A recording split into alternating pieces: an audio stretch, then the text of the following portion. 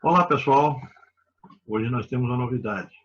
Vamos fazer um bate-papo aqui comigo e com Patrícia Giaciocha. Patrícia é formada em administração de empresas e depois se graduou em psicologia. Ela tem experiência em empresas nacionais e multinacionais, trabalhou na área de recursos humanos durante muito tempo e hoje trabalha com psicologia clínica e também na atividade de coaching. Tudo bem, Patrícia?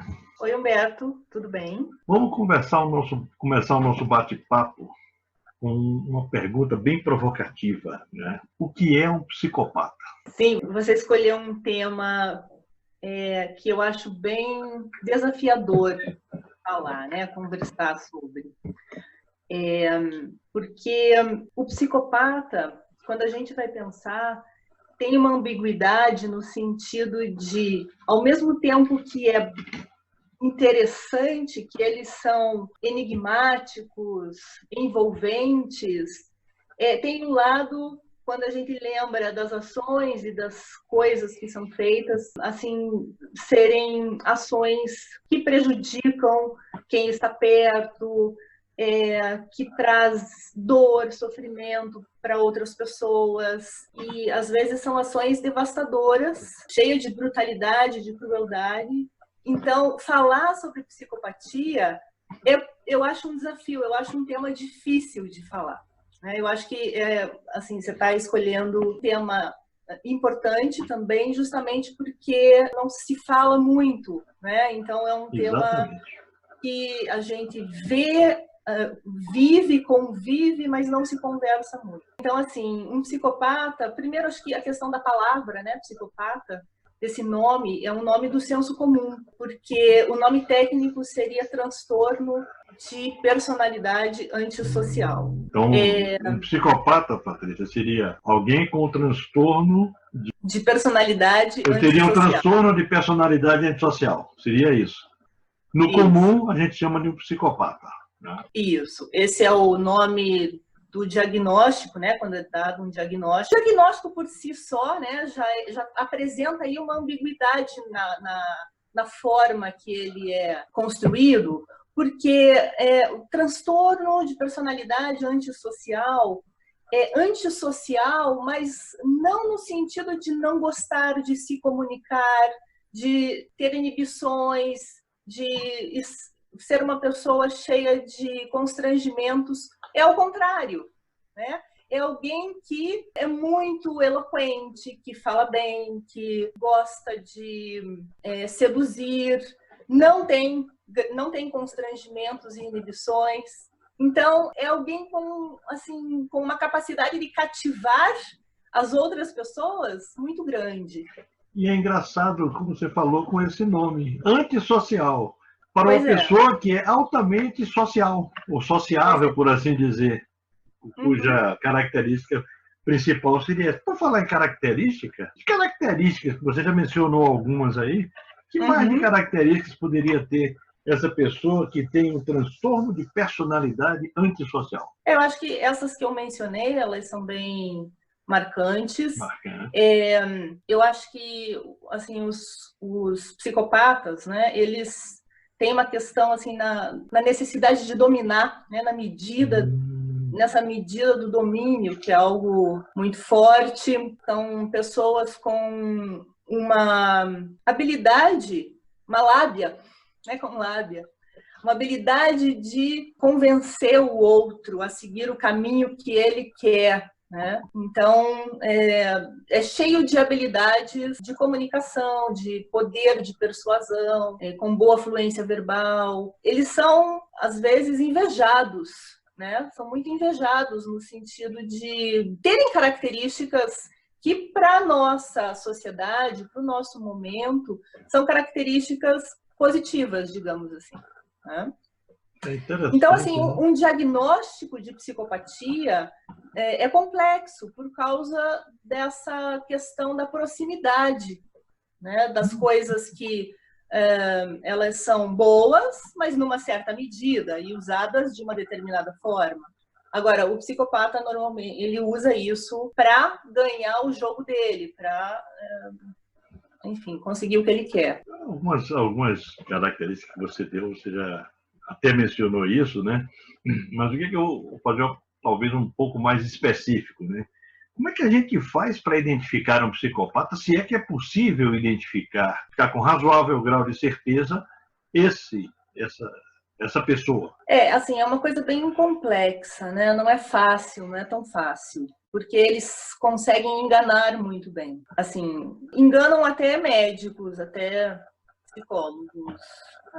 Assim, se quem está ali, né, para trabalhar com eles ou para identificar num processo de seleção ou para conduzir um tratamento, não tem uma preparação no sentido de saber as características e saber o risco de ser seduzido, né, por eles, eu acho que é muito isso, assim, pode cair muito fácil na lábia, né, que está sendo ali usada. Eu ouvi uma história de um hospital psiquiátrico numa cidade grande aí no Brasil, que um homem chegou pedindo para ser internado. E ele, ao longo dos dias, nas reuniões com o corpo médico, com os psiquiatras, com os psicólogos, ele ia colocando, né, as questões dele, os sintomas, os sofrimentos,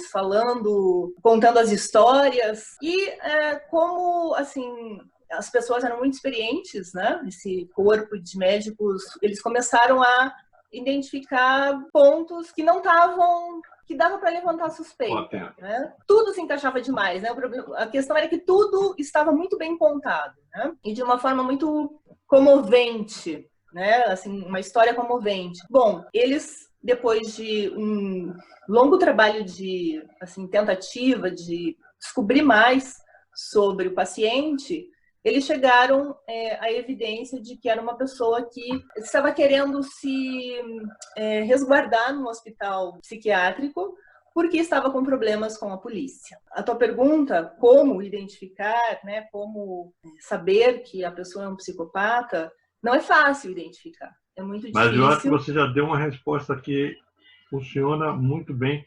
E funcionou comigo quando eu fazia muito processo de seleção. Eu não posso dizer com certeza, porque eu não sou psicólogo, mas que é o seguinte: tudo se encaixava perfeitamente. Uhum. Não existe essa história de se encaixar perfeitamente. Não existe, quer dizer, na vida real isso não existe. Não tem como tudo ser 100% certo, 100% adequado. Então, isso é sempre um motivo de desconfiança. Então, pelo que você falou, um dos sinais é o seguinte: se você está entrevistando alguém para um processo seletivo e tudo está batendo perfeitamente, desconfie. Isso. Há alguma coisa errada. Isso. Nisso daí. Interessante, isso. É uma forma bem... Eu acho que é uma forma, mesmo para nós leigos, né, que não estudamos em profundidade ou com a dedicação que seria necessária, daria para pelo menos ter uma suspeita, por assim dizer. E isso daí também bate com uma coisa que eu falei umas aulas atrás, umas aulas passadas, que é o seguinte: no mínimo 3 pessoas atuar como entrevistador. Não são 3 candidatos por vaga, não. 3 candidatos por vaga foi outra coisa que eu falei. São 3 pessoas para entrevistar. Eu falei, o chefe é obrigatório, alguém de RH, e, se possível, uma outra pessoa. Por quê? Possivelmente alguém vai questionar. Você não acha que se encaixou isso muito? Essa história não está bem contada demais? Né? Isso. Então, essa seria uma forma. Com certeza. Seriam mais pessoas questionando, avaliando ali as informações apresentadas. Existe algum teste que possa também nos ajudar nisso daí? Eu acho que tem 2 testes psicológicos, que é o Rorschach e o TAT, testes que vão poder possibilitar isso, a leitura de sinais. Agora, se esses sinais vão ser lidos, como é que vão ser interpretados, isso sempre depende, né, da pessoa que está lá lendo, interpretando e tudo mais. Mas seriam esses 2 testes, o Rorschach e o TAT, que eu acho, para casos mais complexos, assim, e pontos como este, de investigar um aspecto deste, seriam os mais indicados. E já vou aproveitar também para falar uma coisa que eu já mencionei em aula passada. Para aplicar esse tipo de teste, tem que ser psicólogo. Então não adianta, se você, o melhor preparado que esteja, eu fiz um curso de Rorschach. Não é um curso de Rorschach que vai lhe habilitar a aplicar esse teste. Esse outro que você falou, o TAT, eu não conheço. Podia explicar um pouquinho mais como é que ele funciona? O TAT são figuras que são mostradas para quem está fazendo o teste, e a pessoa precisa escrever uma história, desenvolver uma narrativa a partir daquelas figuras. Então, essa narrativa é que vai proporcionar uma interpretação, né, a partir do que foi falado ali. Mas são testes, né? Ambos não podem ser aplicados por não psicólogos, não é permitido, né? Muito menos interpretados, analisados, né? Eles isolados não têm... Não significariam certeza, né? Você teria que estar dentro do contexto de um processo inteiro, onde você tem entrevista, eventualmente outros testes situacionais, que eu já mencionei também, dinâmicas de grupo, que esses sim podem ser aplicados por pessoas que não necessariamente têm a formação de psicólogo, pode ser administrador, economista, ou que trabalhe na área, que tem experiência em dinâmica de grupo, em testes situacionais ou coisas parecidas, né? Tem algum benefício, eu não consigo enxergar, mas talvez você me ajude, né? Algum benefício em se contratar, em a empresa contratar um psicopata? Eu não enxergo aqui, mas pode ser que tenha. Eu também não vejo nenhum, né? Eu acho que pessoas com esse tipo de transtorno são muito perigosas, no sentido de estarem muito voltadas para si mesma, para aquilo que querem conseguir, e estão dispostas a fazer o que for preciso para conseguir, nesse sentido, né, o perigo. Então, assim, não vejo benefício. Agora, o que é intrigante é que as empresas estão repletas de pessoas que usam de muitas habilidades maléficas, né, para conseguir o que querem. Também, assim, acho que vale a pena colocar que existem graduações aí, né, do nível de psicopatia. Também tem isso. E uma característica isolada é uma coisa, né? Sempre precisa ser visto o contexto inteiro, uma coisa assim, uma análise mais amplificada, né, do que está acontecendo ali. E assim, as empresas, eu acho, os consultórios, né, a clínica, ela é mais protegida do que as empresas, as instituições. Por quê? Um psicopata dificilmente procura um processo de terapia, de apoio, uma análise. Quando ele acha que ele está certo, né? Ele acha que ele está certo. E quando procura, a motivação vai ser para gozar da cara do psicólogo, né, do médico, gozar em termos técnicos de Lacan mesmo, né, porque ele precisa gozar o tempo todo, né, é um traço perverso. Seria uma perversão deles, até para ele se sentir melhor do que o outro. Ele, digamos assim, estaria tirando o sarro das pessoas o tempo inteiro. Né? Seria uma das características essa que você já mencionou. É interessante, assim, eu tenho muito mais vivência e acompanhei muito mais situações onde psicopatas estavam atuando na época que eu estava em empresas do que em consultório. Pelo que você falou, essas pessoas se enxergam como melhores, né? Elas, digamos assim, elas têm uma característica de menosprezar aquele que não é você. Ou seja, eu estaria por cima. Seria isso uma característica marcante? Seria também uma questão assim de conseguir de uma forma muito política, muito aceitável, não no confronto, né? Sempre na lábia, como construção. Você diz. Como? Na lábia, como você diz. Isso. Sim, seria uma característica assim que compõe, acho que esse distúrbio. Esse distúrbio, né? E nas empresas, que malefícios essas pessoas podem causar? E aí, estou falando, as pessoas com um grau mais elevado. Como você falou, existem graduações de psicopatia. Tem um sintoma, não quer dizer que ele seja aquele psicopata do mal, né? Aquele perverso, aquele malvadão, né? Uhum. Seria um sintoma. Mas aí vai outros sintomas, vai crescendo. Vamos pegar essas pessoas que têm uma quantidade maior desses sintomas, ou seja, são mais perversos, por assim dizer. O que eles poderiam causar nas empresas? Que malefícios eles poderiam causar nas empresas? Tem uma situação que eu vivi com uma pessoa com estas características bem exacerbadas, né? Que assim, na atuação se perde pessoas competentes, causa na equipe ou em pessoas específicas mais vulneráveis que se deixam levar nos projetos, né, dos psicopatas, nos projetos megalomaníacos, grandiosos, causam transtorno, causam sofrimento. Pessoas chegam à exaustão emocional, tem burnout às vezes. Cada um vai apresentar um sintoma, né, conforme a sua problemática também, né, conforme as suas questões. Então, na minha vivência de empresa, 40 anos que eu estou de labuta em empresa, né, algumas coisas que eu vi são interessantes. Às vezes, você tem um psicopata que escolhe pessoas mais vulneráveis para atingir. E outras pessoas, você fala mal daquela pessoa, daquele chefe, para uma outra pessoa, faz, não, esse não é o meu chefe. Meu chefe me ouve, meu chefe me aconselha, meu chefe ouve meus conselhos, muda as coisas.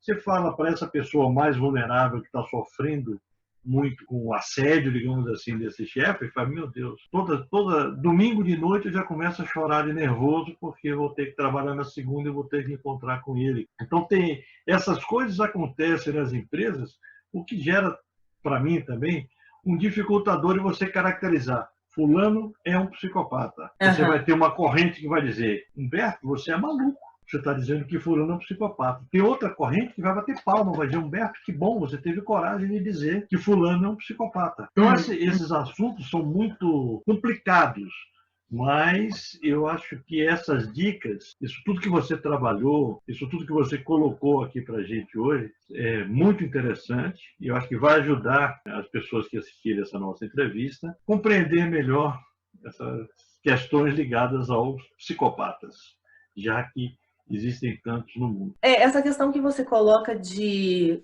identificar e nomear, né, é bem complicado isso, né, porque esbarra até em questões legais, né, bullying, assédio moral, vai esbarrar nisso, né? Provavelmente estas armas vão ser usadas porque existe uma legislação realmente para proteger as pessoas dessas acusações. Então, assim, eu não sei, esse caminho de nomear é um caminho perigoso também, porque acaba sendo entrar naquilo que o psicopata quer, né? Ele arma. É um jogo, né? É um jogo que ele arma. Exatamente. O jogo é armado. Então, assim, acho que tem uma coisa que é não se deixar seduzir, né? E para não se deixar seduzir, é importante que a gente, quem está lá, quando a gente tem uma função, um papel numa instituição, na clínica, sem dúvida, né? O psicólogo que entrar no jogo do paciente perverso vai ter consequências muito difíceis de lidar, né? Trazendo para a instituição, não se deixar seduzir é muito assim, não saber o que está fazendo lá, né? Qual é o seu papel, para onde você quer ir, e se topar o jogo de poder, saber que tem consequências e que vai ter um desdobramento. Por isso que esse exemplo que eu falei, Patrícia, que seria muito difícil, como eu falei, se eu falo que fulano é um psicopata, eu vou ter metade concordando comigo e outra metade dizendo que eu sou maluco.